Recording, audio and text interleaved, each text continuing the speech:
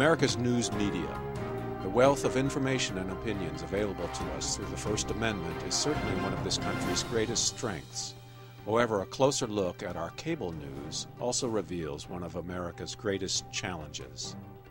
The First Amendment was based on the notion that if there were many voices, the public would hear those voices and would find the truth, and that one opinion, one writer, one publication would balance another.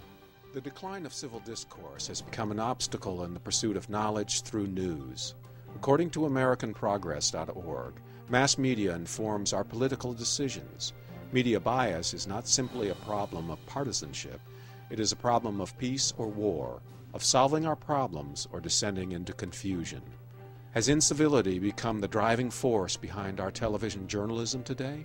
In many of the major news outlets today, particularly the ones on television and online, the hosts have made a name for themselves by pushing a point of view and ridiculing the people who disagree with them. If you're going to be on the Rush Limbaugh show, if you're going to be on Keith Olbermann, or if you're going to be on the previous Lou Dobbs, you know what you're getting into. That's what they sell. They sell argumentative, exchanges. That's what people want when they watch it. The networks are trying very, very hard to hang on to their audience. The cable people are trying to take those audiences away from the networks, and they're using a wide range of tactics to do that. Let's try something more confrontational. Let's try something, less respectful, and see if our audience likes that. And for now, people are watching it because it's new, it's different, it gets your blood boiling. I know that there's what I would consider a great deal of incivility between some major personalities and the people they cover. True incivility, true rudeness for its own sake, is something that should be condemned on both sides of the political aisle. And let's be honest, it happens on both sides of the political aisle. There are some nasty things said, sometimes just in the heat of the moment, sometimes deliberately. If you have to make your point in 10 seconds and you're worried about the coming commercial break and whether you'll be invited back next week, your tendency is to scream, to raise your voice, talk over the other person, and say something quotable, outrageous. Because it's important to say that I think rudeness for its own sake is one of the great hallmarks of asininity. And if you just want to be rude and offensive for the sake of being rude and offensive, then I don't condone that. I don't know anyone who does. As news outlets try to become more entertaining, one of the ways I can be entertaining is by humor, by making fun of things. And unfortunately, that often results in incivility.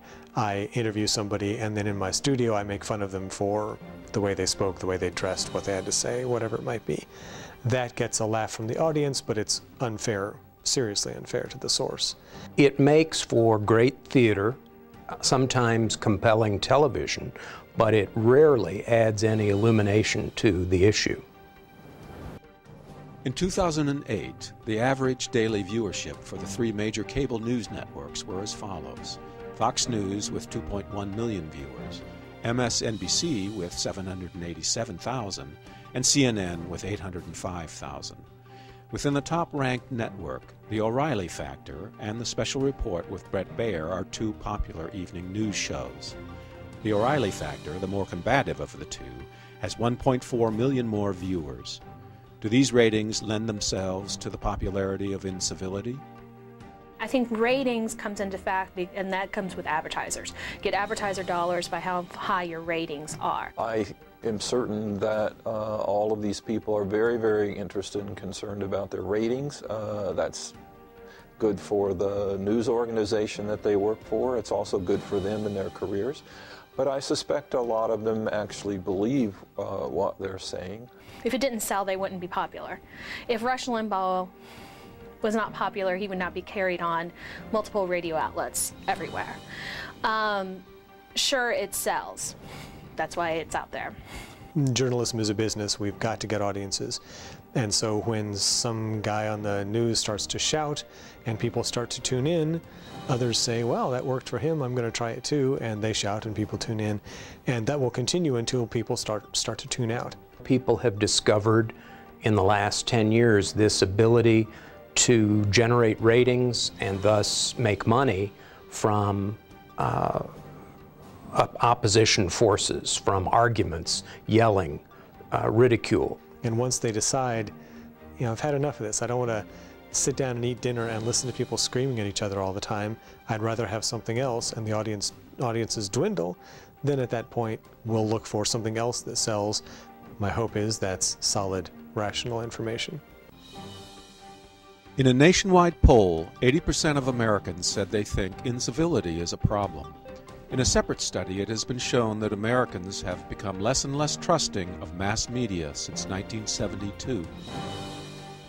So many people at this point get what they consider to be their news from an outlet that isn't providing news. It's providing commentary.